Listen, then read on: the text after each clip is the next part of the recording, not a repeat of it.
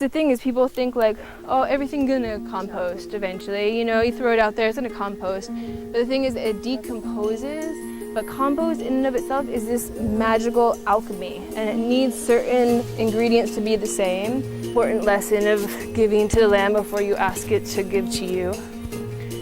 And so I go through and I open up where I'm gonna have my bed be. And I put my own hands. When you start to work closely with the land, you start to come across more plants that are givers. So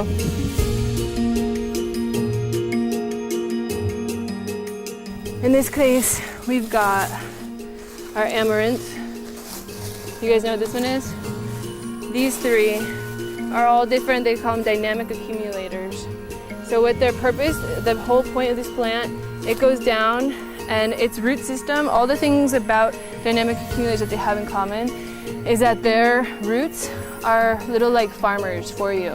Their roots can spread out to like 16 feet long, and they will farm nutrients and microorganisms, and they'll bring them back to the plant. And then not only will they fill up this leaf, but they make them accessible to the other plants nearby that want to feed off of them.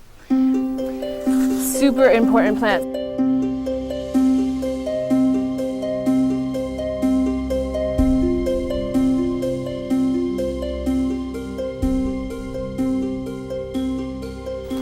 And all plants have this sweet, sweaty stuff called glomalin.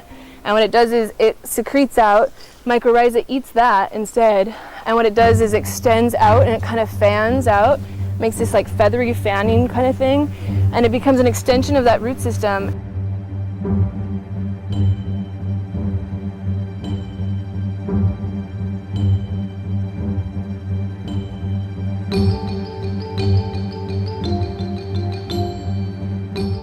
That will happen naturally over time. When you start a new bed though, it's not there. And I won't make you guys necessarily do this if you don't want, but then there's the seaweed.